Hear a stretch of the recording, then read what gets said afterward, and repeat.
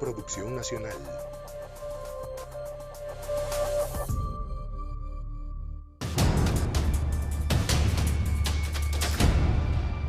Saludos, ¿cómo están? Comenzando una nueva semana. Falta poco, pero para las elecciones norteamericanas, de la cual vamos a hablar hoy, pero antes de las elecciones de Bolivia, porque lo ocurrido ayer tiene a medio mundo vuelto loco. Yo me he buscado el mejor profesional, analítico, sesudo que conozco, el señor Ricochet Ravi, conocido como Ricardo Ríos. Yo digo Ricochet Ravi porque me recuerda el conejito aquel de las comiquitas, amigo mío hace muchos años. Más rico es como una especie de conejillo de indias mío. Todos los programas, inclusive, todos, Buenas noches, aquel y Kiko, todos esos y Kiko también fueron experimentados. Los demos se hicieron con Rico. Porque Rico es un hombre que da mucho show, porque además es matemático y dicen allá en la universidad que él es inteligente. Y todo lo trae. Porque fíjate, vamos a comenzar con lo de Bolivia.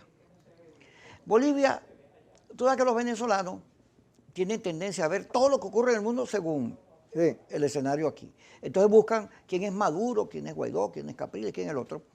Y hacen sus cálculos. Y como aquí hay una enorme influencia del troncismo, hay una derecha troncista alimentada desde Miami, cosa que cree que Trump es un ídolo.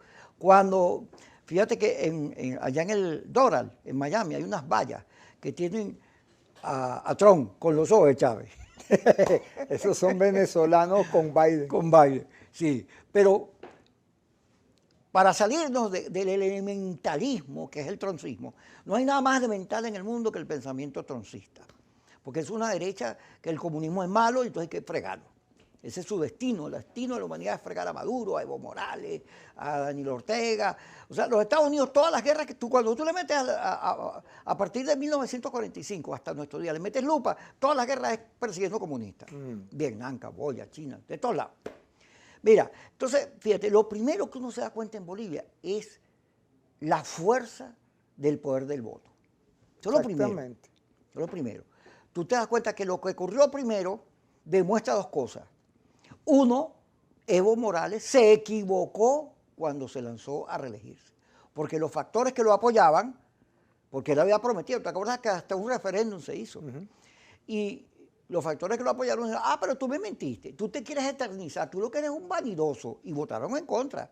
Pero aún así, Evo estaba ahí, que casi que le saca 10 puntos y obtiene los 50 necesarios. Solo que pararon el conteo y lo hicieron después y la gente, la oposición estaba preparada y cuando vio que le estaban haciendo algo raro, dijo, ¡fraude! Y apareció la OEA, certificando que había unas cosas raras, cosa que después desmintió el Washington Post, ¿te acuerdas? Que dijo, y en la Universidad de Harvard. Y la Universidad de Harvard, quien por cierto tiene un informe que dice que los boicots electorales, la abstención, en 97% de los casos de la historia de la humanidad, no ha servido para nada, eso no sirve para nada.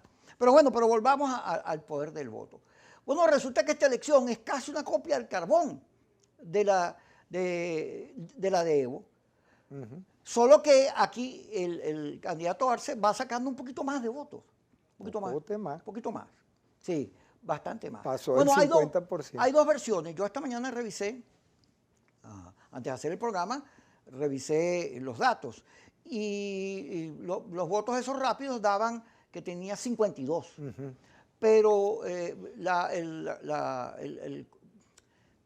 conteo de votos real, a 15% daba 47 y sus opositores, Mesa y el otro señor, casi que estaban bordeando, si los juntabas alcanzaban. Tú sabes que este señor, lo que pasa es que no me acuerdo cómo se llama el segundo.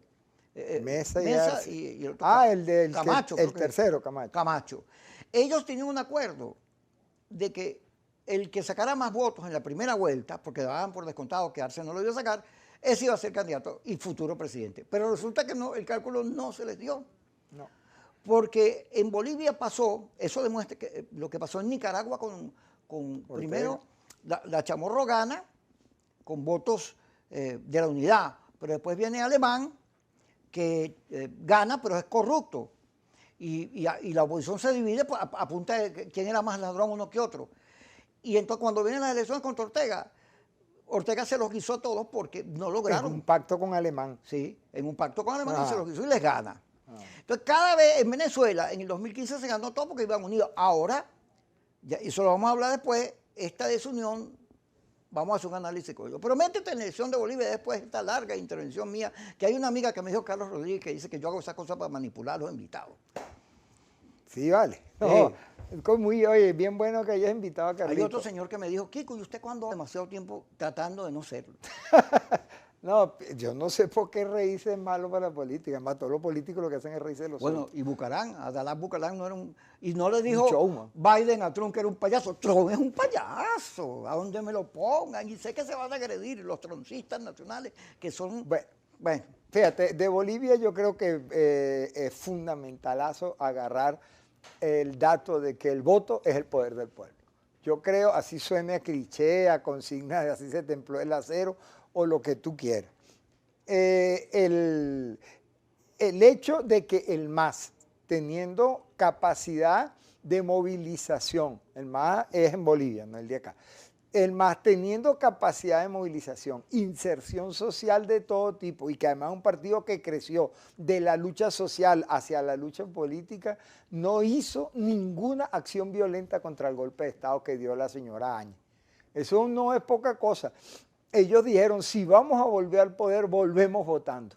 Y la campaña fue optimista a más no poder. El centro de la campaña, la movilización de masa y la ratificación de la línea económica que la dirigía precisamente Luis Arce. Luis Arce, por cierto, uno podría definirlo, aprovechando que tenemos a Enrique Ochoa, como socialista liberal. Es un tipo que cree en ese tipo de planteamientos. Y porque él viene del movimiento nacionalista revolucionario, aquel de Paz, Extensoro y eso. Bueno, Paz, ajá. Y entonces... Que era más socialdemócrata que otra cosa. Y muy conservador. De hecho, a él le critican a Arce, ¿cómo puede decir que es de izquierda viniendo de la derecha? O sea, un tipo que, pues, digamos, en nuestro sueño más húmedo, un tipo de centro auténticamente. Entonces, un gobierno de centro con una propuesta electoral basado en la movilización popular, recupera el poder con creces. Y es bien importante lo que tú dices, de que Evo Morales equivocó su estrategia. Porque Evo Morales le dijeron, no te puedes reelegir. Él impuso la reelección con triquiñuelas del TCJ, atención, de allá, atención los que piensen que eso es una salida, y que se vean en ese espejo, y sus bases le dieron la espalda, un segmento de sus bases. Y por eso estaba esa distancia discutible de si estaba el 10% más el 40%, digamos breve. Ahí se gana con más del 40% en la primera vuelta si le sacas más del 10% de ventaja al segundo. Ese es el método electoral de Bolivia.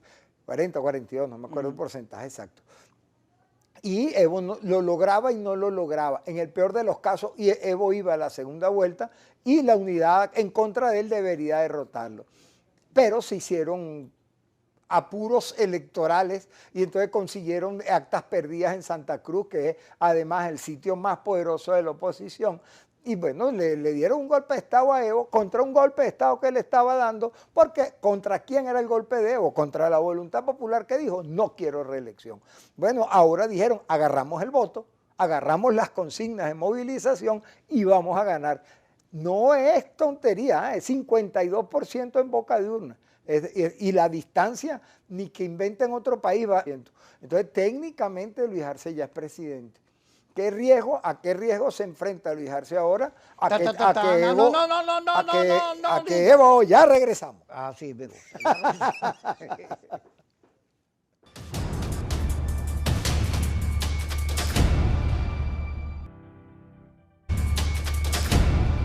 Ricardo Ríos, delegado al Consejo Universitario, todavía representante profesoral.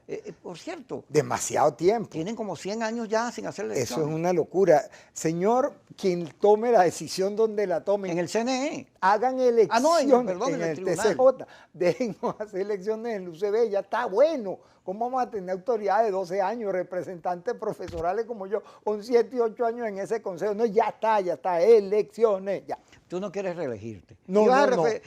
No íbamos a referir a Evo Morales como una vanidad de esas típicas de la política y del socialismo del siglo XXI.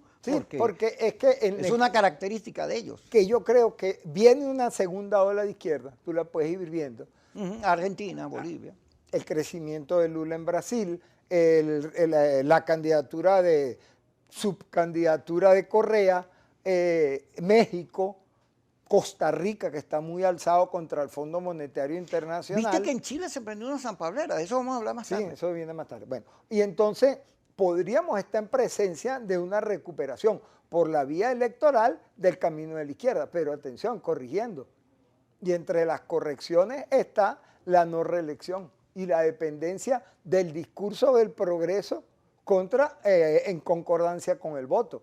Eso tenemos que analizarlo con cuidado. Y entonces ahí es absurdo tener un líder eterno tipo Kim Jong-un o como se llame. Lo de Corea. Lo de Corea o lo de Cuba. Ese tipo de movimiento es contrario al gobierno cubano, me refiero. Dice Nelson Bocaranda que según su fuente, Raúl Castro está enfermito, está malito. Bueno, yo pasé... Para decir algo yo tibio. pasé añales asistiendo al funeral de Fidel. Yo eso no lo hago, ni con 3 días de muerto podrido todavía lo creo. No, es verdad, yo estoy hasta aquí ese cuento de que los matan y los matan. Sí. No, eso es un escándalo ahí, no me interesa. Si se murió, que descanse en paz y ya está. O no, no sé.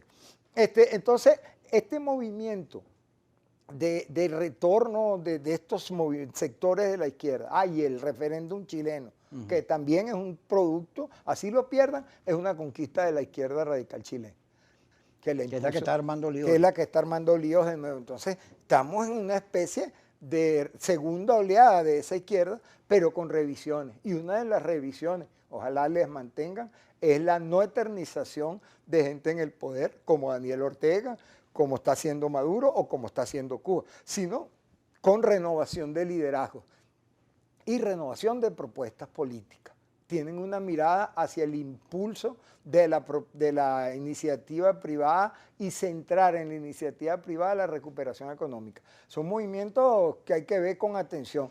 Hay quienes dicen que la ley antibloqueo va por ahí. Que a pesar de, porque la gente lo que ve es que se comieron la Constitución, nadie puede discutir nada, aquello es cállate porque es chito, y cero debate, pero cuando tú le metes lupa a la ley también, vas a descubrir que ahí hay un viraje de 400.000 grados. Sí, sí, sí, cómo no. Hay un fuerte viraje de la política económica del chavismo, pero ahí hay que, metiendo la lupa, hacerse las preguntas. ¿Dónde está la fila de los inversores extranjeros y nacionales que tienen esa botija real listo para invertir en cuáles cosas? O sea, porque es una declaración de principio hasta ahora. ¿Cuáles son las ofertas de contratación? ¿Quiénes son los señores que van a contratar? ¿De dónde sacaron los reales? Porque si ¿Y tú dudas que aparezcan? No, sí van a aparecer, pero lo que yo tengo miedo es que pueda aparecer un reciclaje del dinero de la corrupción que no haya en dónde gastarlo.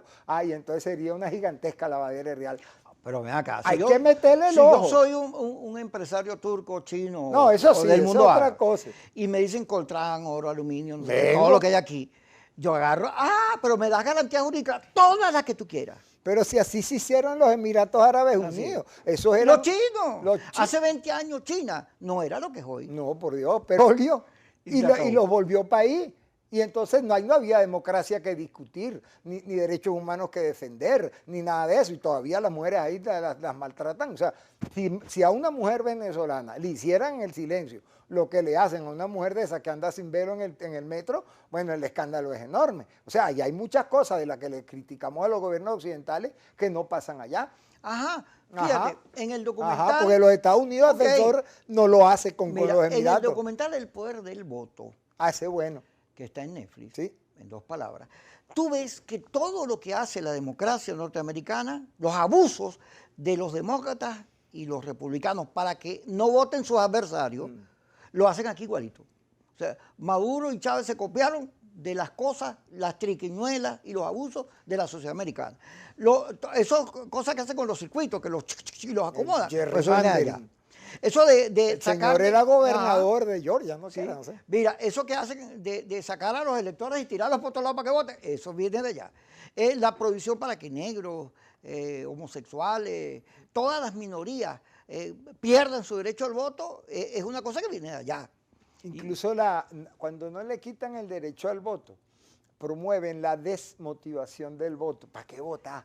Son Ajá. unos bandidos, nada va a cambiar.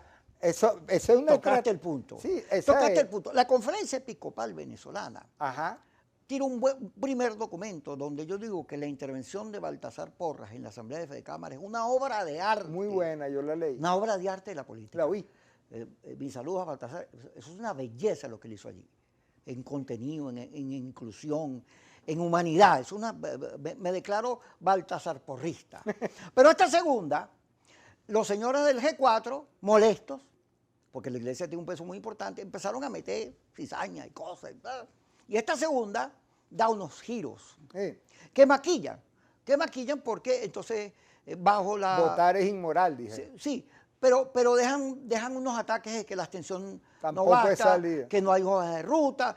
Dicen unas verdades que yo comparto. Pero hay unos giros allí que tienen que ver con una presión de los curas de las regiones muy mariacorinística. La gente no aguanta. Ah, sí, María Corina tiene 20 años diciendo que la gente no aguanta. Y está la gente. Ledesma vive diciendo, lo dijo con los maestros. Qué horror esa declaración. Sí, eso es una cosa... Qué horror, yo soy maestro, Sí. eso es una declaración horrible. deplorable. Si no luches por aumento de sueldo, Sí, no. dedícate a votar Claro. por Maduro, 20 años. Pero el hecho de que la Conferencia Episcopal diga, hace falta una hoja de ruta, nos pone a discutir lo siguiente. Fíjate, esta elección, dice la Conferencia Episcopal, lo dice Capriles, no le sirve al país. Cuando tú le metes lupa, ya que estamos en eso, te das cuenta que es una elección que va a ganar Maduro.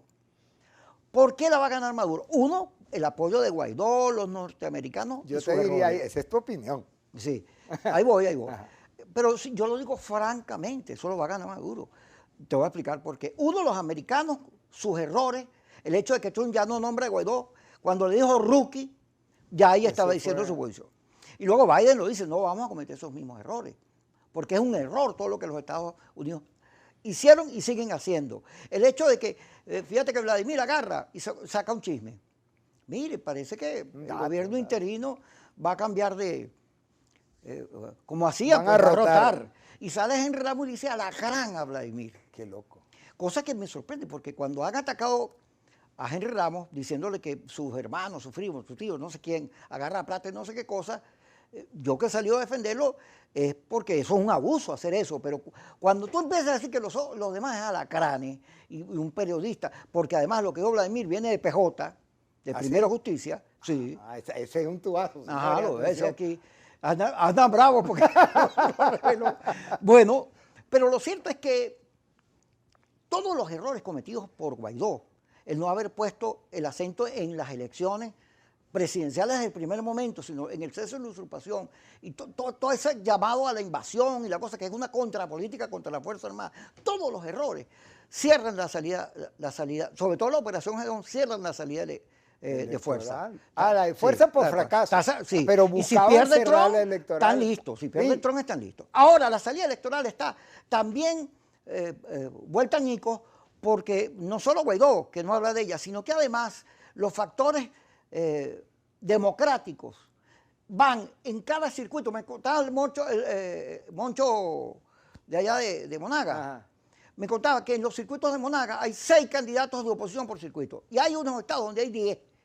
Vamos a hablar de eso cuando regresemos, porque este es un tema clave.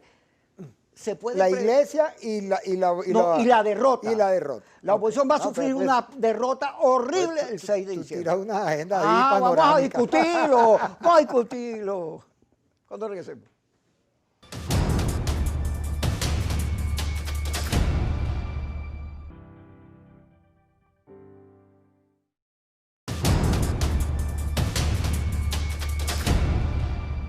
Seguimos con Ricardo Ríos. Yo le decía que los errores cometidos por los Estados Unidos en la política de Guaidó marcaron el finiquito de la salida de fuerza.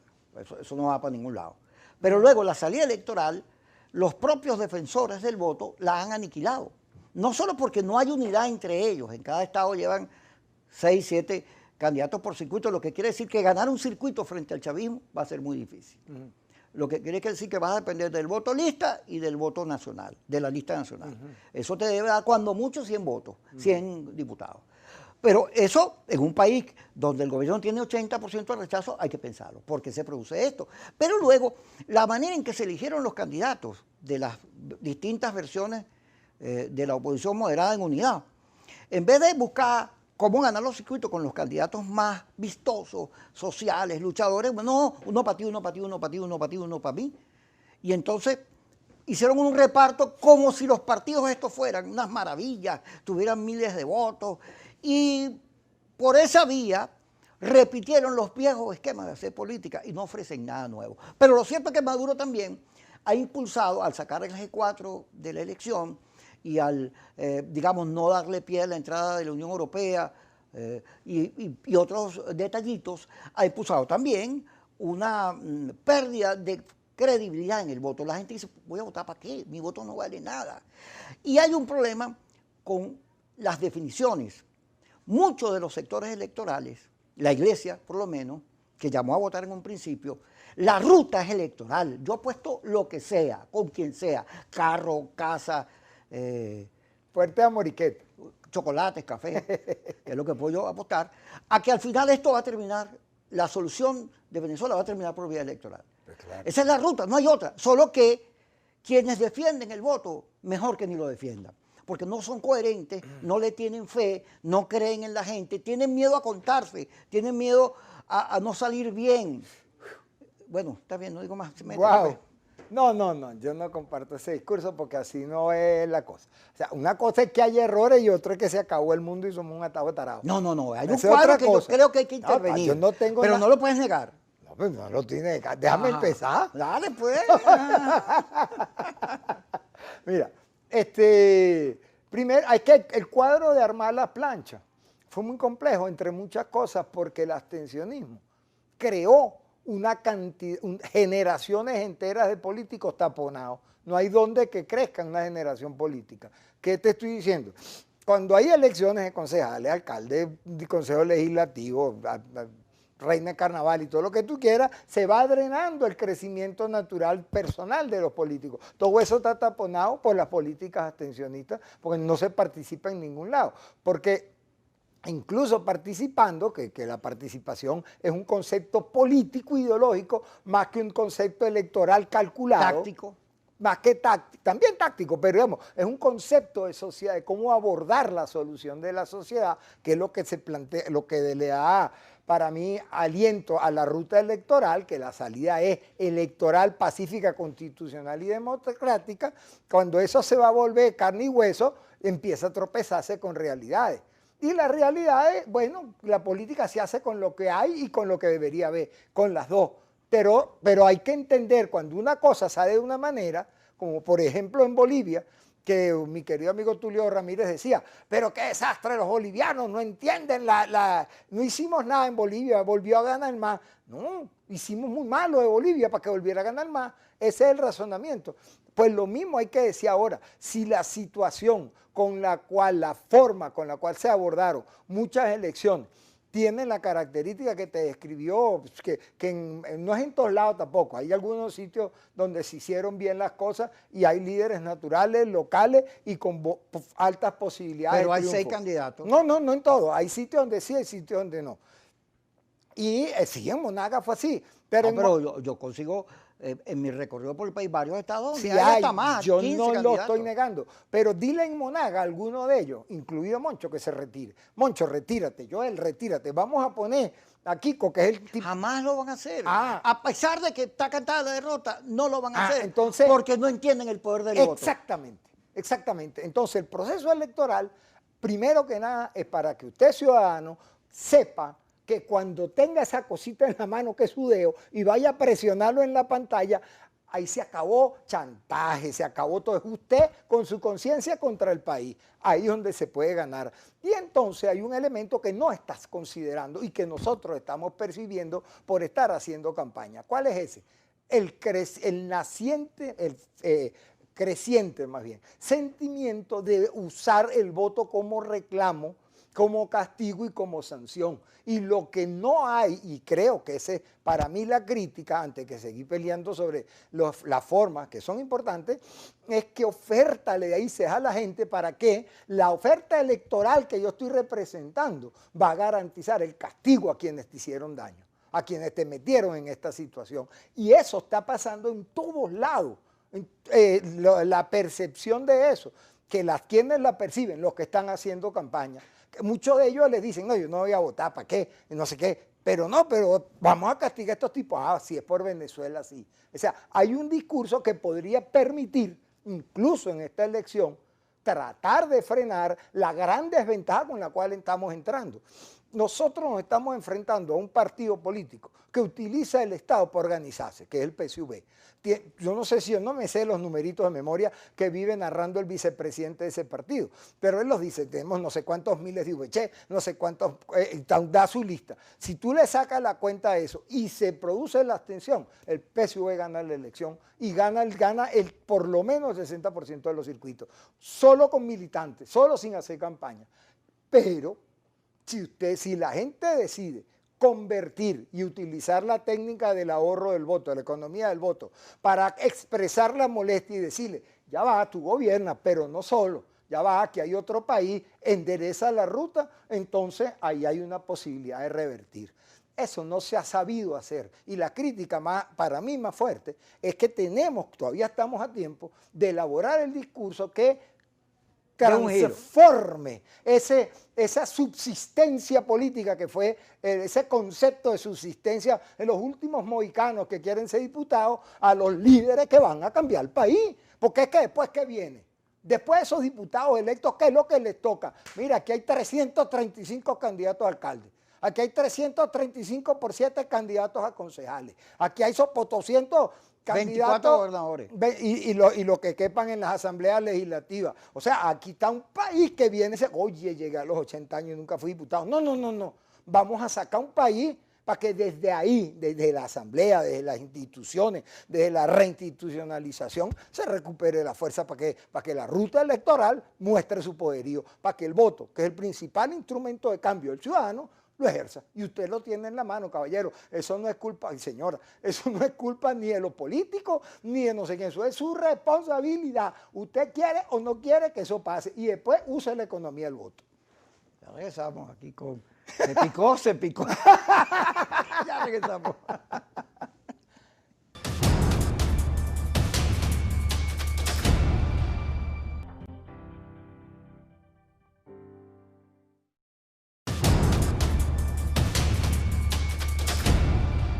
Seguimos con Ricardo Ríos, profesor universitario, analista. Fíjate, ¿viste todo el giro que diste? Bueno, hay que producir una reflexión, hay que prender las alarmas para que el liderazgo que hasta ahora ha lucido, el liderazgo mezquino, confrontador, sin evaluar que los tiempos han a meterse en un foso y hay que jugar a la crisis para que algún día haya cambio cuando la crisis no es garantía de nada, sino en Biafra, en Haití, en países donde viven muy mal. En Venezuela. Sí, en Venezuela hubiesen cambiado, eso no es garantía. Lo que cambia es cuando la gente está consciente de que es mayoría y de su poder, que es el voto. Ahora hemos destruido el voto. El gobierno, por un lado, lo ha destruido, porque lo pone en duda, lo hace inexistente en cuanto a la fuerza. Pero luego, tu victoria más importante, la de la oposición, la del 2015, todo el mundo unido, una campaña puerta a puerta al lado de la gente que convocó al país, tú mismo la deshiciste, la desvaloraste porque te equivocaste no en el voto del 2015, te equivocaste con la gente, pero fuiste y te cuadraste con los americanos, con lo peor de la política mundial en estos momentos, que es el trumpismo, que es el regreso a la Guerra Fría, la derecha concentrada, el segregacionismo, el anticomunismo, todo lo anti está ahí, y te cuadraste con eso. Tú sabes que en Estados Unidos se gastan billones en las campañas. Y cuando sale el diputado, el presidente, el que sale electo, y le llega una carta y le dice, mire, yo puse plata tanto para usted, yo quisiera que me oyera. A él lo oyen antes que a cualquier otro, porque ese me dio platica. Entonces en Estados Unidos, el gobierno norteamericano confiscó los bienes de Venezuela. Ahí está el caso de Citgo, que está a punto de perderse y toda la polémica que hay. Y entonces hay, según denuncia, Pablo Medina, que ahora es republicano, por cierto, Patricia Poleo, Nitu Pereo Suma, y la fracción del 16 de julio, hay unos manejos raros allí, pero lo cierto es que quien te paga, tú le rindes cuenta. Claro. Entonces resulta que aquí hay una oposición que le rinde cuentas al gobierno americano y que está jugando electoralmente a favor de Trump en este proceso. Eso no solo lo dije yo, eso lo dijo Edgar Ramírez, nuestro actor. Erika. Sí, Erika, la verdad, que dijo que Chávez y Trump se parecían. Entonces, tienes un problema grave allí, porque en vez de insistir en el voto, fíjate en Bielorrusia, 80% sacó el gobierno y 20% la oposición, cuando la oposición está ganando todas las encuestas. Fraude descarado. Bueno, está ese país prendido. Lo de Bolivia, donde quiera que tú te metas, el voto es el discurso de la mayoría contra los autoritarismos. Pero aquí no. Aquí tú tienes que darme condición. Si tú no me das condición, yo no voy. Ah, pero se la pones bombita, no te la doy, pero no vaya. ¿Tú te acuerdas tu entrevista con el señor Del Pino? Sí. Hablemos de las condiciones, para ver cuáles son las que no hay. Métase, pues. Ah, bueno, porque es que yo estaba cerca en lo de las auditorías y además ahí hicieron algo que a mí no me gusta y es que pues los observadores no pueden participar directamente en la auditoría, sino los auditores de las organizaciones participantes. Ese es un criterio que usan en muchos países, por cierto, que los veedores hicieron también criterios que yo no comparto, pero que es el que se está haciendo. Pues esa auditoría va bien. Auditoría del software, de la máquina, del tiempo de la reingeniería de las herraduras, etc. Entonces, eso no son condiciones. La reducción del tiempo en televisión para uso de cadenas. Ustedes se han dado cuenta que no ha habido más cadenas de Maduro, sino que hay canales que se ajustan voluntariamente. Todos los días hay cadenas y este programa lo vive. No, mira para que tú veas que no es cadena. Lo miro, Rico. No es cadena. ¿Cómo se ve que tú no ves mi programa? Cambia, mira, tan lo veo que yo salgo a caminar después que se acaba. Y a veces cuando arranca Maduro, menos camino más rápido. Pero no es cadena. Date cuenta que no es cadena, que son varios canales nada más. No se están usando las cadenas. Eso es producto de un reclamo en el CNE. Entonces ya es una decisión de una política de empresa, no del Estado. Están cambiando cosas. ¿Por qué? Porque es que Maduro, ¿cómo no va a estar débil Maduro si aceptó unas elecciones? Tiene que estar muy débil para decir, oye, sí, tengo que ir a elecciones porque no tengo más remedio. Aislado, con el bloqueo encima, con las sanciones, políticamente muy mal, dividido su partido de pie a cabeza. Tú te has puesto a pensar este detallito. ¿Cuánta gente es la Asamblea Nacional Constituyente? 500 y pico. Un montón. Okay. ¿Cuántos estaban cuando aprobaron la ley antibloqueo? Bueno, 108. No hay quórum. De paso hubo votos salvados. O sea, en términos formales, esa ley es ilegal. Porque no formalmente. Esa ley debería ir a referéndum. Y esa ley debería ser discutida en la Asamblea. Y ahí nuevamente rescato el discurso del negro anterior. ¿Por qué Maduro adelanta esta ley quitándole a la Asamblea Nacional que van a hacer? Eso genera ideas de confianza. La posibilidad de hacer la Contraloría que contemplan las leyes. Porque Maduro teme que no va a poder imponer esa ley por mayoría absoluta. Porque Maduro sabe que no va a sacar mayoría absoluta en la Asamblea, ni va a contar con una Asamblea que le va a hacer mano alzada como fue la Asamblea Roja Rojita de la abstención del 2005. Entonces ellos están dando pasos políticos como se dan en política, previendo lo que va a pasar ahorita y lo que necesitan. Después podemos entrarle a la ley si quieres. Mira, ¿no? Pero para lo electoral, en Estados Unidos vota entre el 50 y 55 en las elecciones presidenciales, sí, pero en las elecciones parlamentarias llega al 35. Pero en el mundo, el 80% de las elecciones parlamentarias municipales no pasa del 20-25, sí, en promedio. Sí. Aquí hay un porcentaje, dicen las encuestas, de 40% que va a votar. Pero aquí hay un porcentaje que nunca vota, que está en un 27, 30%. Más el llamado a la abstención, que también tiene su fuerza, pues es una elección muy complicada, de mucho desánimo. Pero vote quien vote, como en los Estados Unidos, el que gana, ganó. Así sea con 2 voticos, el que gana, ganó. Nosotros, cuando éramos muchachos ricos, para contarle a la gente, nosotros vivíamos enfrentados con estos que gobiernan, sí, que eran de la izquierda radical. Antivoto, todito. Antivoto, abstencionista. Toditos. Y nosotros íbamos peleando, no, es que en un centro de estudiantes no interviene el imperialismo. El centro de estudiantes es una cosa de aquí. O en un sindicato tal, mire, hay que votar. Porque el voto, como tú dices, es un concepto democrático. El voto es que todo el mundo vale igual, rico o pobre. El voto es soluciones pacíficas y negociadas a los conflictos de la sociedad.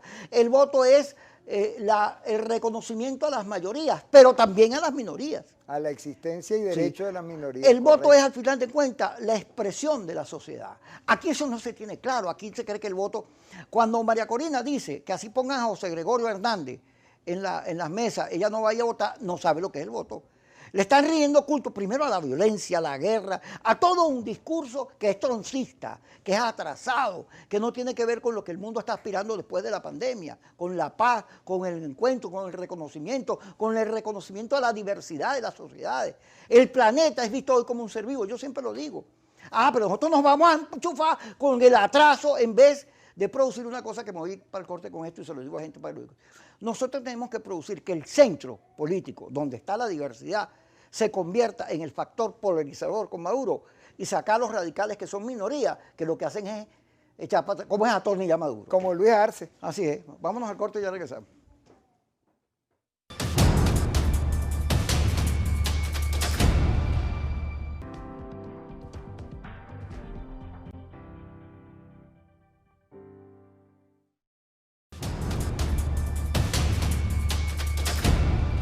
Seguimos con Ricardo Ríos. No digo más nada, habla tú solito ahora. Bien, la ruta electoral es la gran fortaleza para la solución de problemas en Venezuela a mediano plazo y para que sea estable, es decir, la reinstitucionalización del país, porque sin instituciones no vale la pena hacer política. Si uno pega 4 gritos en una esquina diciendo agua allá y no ahogajo, lo que tú quieras, no hay un sitio en el cual alguien tenga la responsabilidad de buscar el agua o de arriesgar su futuro político. Si no llega el agua, entonces no hay lucha política democrática. La lucha social no hace el clic con la lucha política, que es lo que yo creo que hay que hacer entender en esta campaña electoral. El país está furioso, está molesto, herido, está marginado, preterido, olvidado y además con una prepotencia que irrita, chicos.